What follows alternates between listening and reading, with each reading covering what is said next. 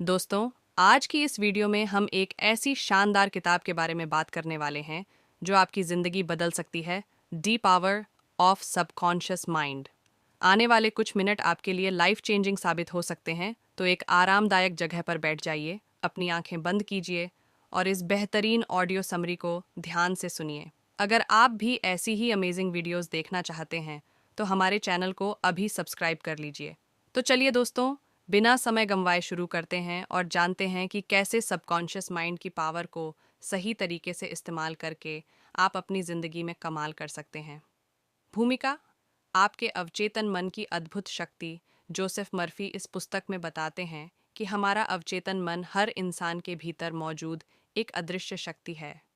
इसका सीधा संबंध हमारी आदतों, भावनाओं और जीवन के अनुभवों से है। अवचेतन मन हमारे अनुभवों और वातावरण के अनुसार हमारे व्यक्तित्व का निर्माण करता है। इसमें सही या गलत का कोई फर्क नहीं होता। ये सिर्फ आपके आदेशों और विचारों का पालन करता है। अवचेतन और चेतन मन की परिभाषा और कार्य। एक, चेतन मन का कार्य यह विश्लेषण, तर्क और निर्णय लेने की क्षमता रखता है। यह आपकी दैनिक जागरूकता को संभालता है। चेतन मन में विचार उत्पन्न होते हैं जो बार बार दोहराए जाने पर अवचेतन मन में स्थानांतरित हो जाते हैं। दो, अवचेतन मन का कार्य यह आपकी आदतों, इच्छाओं और गहरे विश्वासों का भंडार है। यह आपकी मानसिकता और भावनाओं पर प्रभाव डालता है। यह चेतन मन के विचारों को ग्रहण करता है और उनके अनुसार आपकी वास्तविकता का निर्माण करता है। भाग एक, विचारों और विश्वासों का प्रभाव सिद्धांत दर्शाता है कि आपकी सोच आपके जीवन को नियंत्रित करती है। सकारात्मक सोच का महत्व। जैसे, यदि आप सोचते हैं कि मैं सफल हूँ, तो आपका अवचेतन मन इस विचार को सच करने की कोशिश करेगा। नकारात्मक सोच का प्रभाव। यदि आप खुद को अयोग्य मानते हैं, तो आपका अवचेतन मन उस नकारात्मक सोच के अनुसार परिस्थितियां तैयार करेगा। दो, विश्वास की शक्ति। विश्वास अवचेतन मन का ईंधन है। यदि आप किसी चीज पर विश्वास करते हैं, तो आपका अवचेतन मन उसे सच करने की पूरी कोशिश करता है। उदाहरण, यदि आप परीक्षा में अच्छे अंक लाने का दृढ़ विश्वास रखते हैं और इसके लिए सकारात्मक सोच और मेहनत करते हैं, तो आपका अवचेतन मन आपको सही दिशा में कार्य करने के लिए प्रेरित करेगा। तीसरी, नकारात्मकता से छुटकारा पाना। नकारात्मक विचारों को पहचान कर उन्हें सकारात्मक विचारों से बदलना अवचेतन मन को पुनः प्रशिक्षित करने का पहला कदम है। अपने मस्तिष्क को एक बगीचे के रूप में सोचें और हर दिन उसमें सकारात्मकता का बीज बोएं। भाग दो, अवचेतन मन को प्रशिक्षित करना। एक, दोहराव की शक्ति, रेपिटेशन।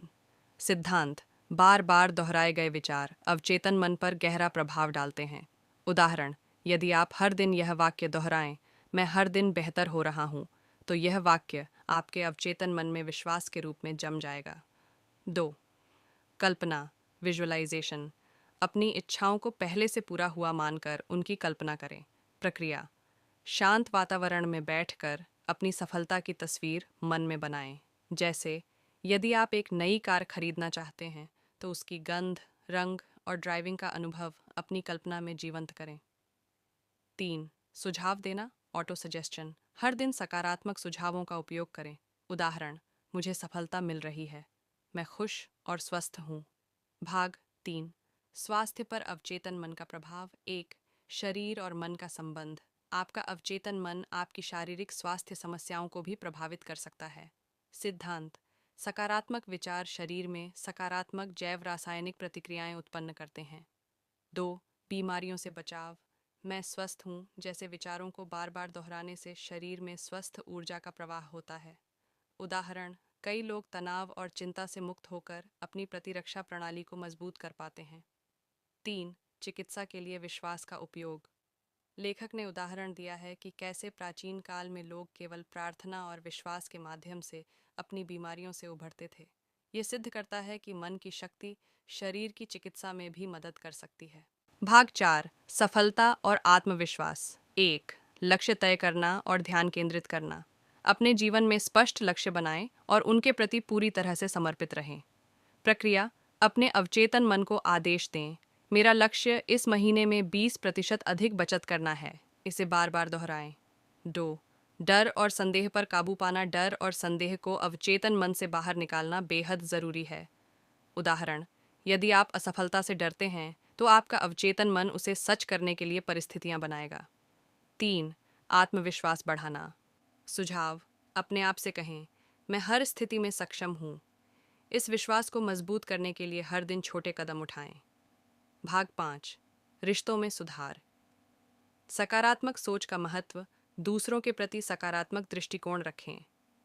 सिद्धांत: यदि आप दूसरों के लिए सकारात्मक सोच रखते हैं तो वही ऊर्जा वापस आपके पास लौटेगी।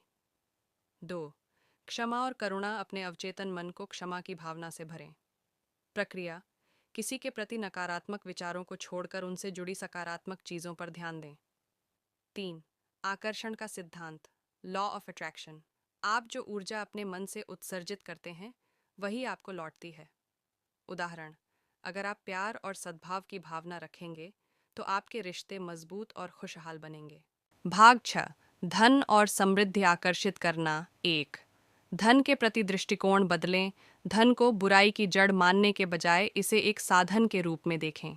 उदाहरण: यह कहना कि पैसा मुझे आसानी से और प्रचुर मात्रा में आता है आपके अवचेतन मन को समृद्धि के लिए तैयार करेगा।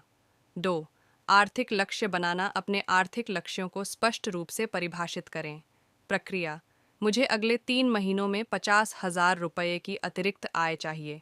इसे रोजाना दोहराएं। भाग 7.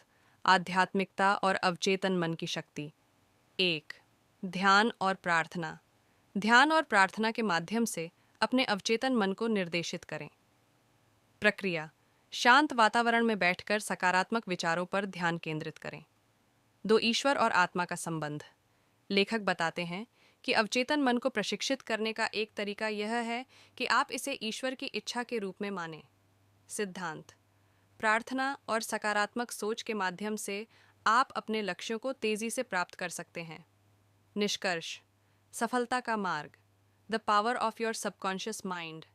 यह सिखाती है कि यदि आप अपने अवचेतन मन का सही तरीके से उपयोग करें तो आप जीवन के किसी भी क्षेत्र में सफलता, खुशी, स्वास्थ्य और समृद्धि प्राप्त कर सकते हैं। अभ्यास: अपने विचारों को सकारात्मक रखें। अपनी इच्छाओं और लक्ष्यों की स्पष्ट तस्वीर बनाएं। अवचेतन मन को बार बार सकारात्मक निर्देश दें। क्या आप चाहते हैं कि मैं इसे और विस्तार से लिखूं या किसी विशेष विषय पर और गहराई से चर्चा करूं?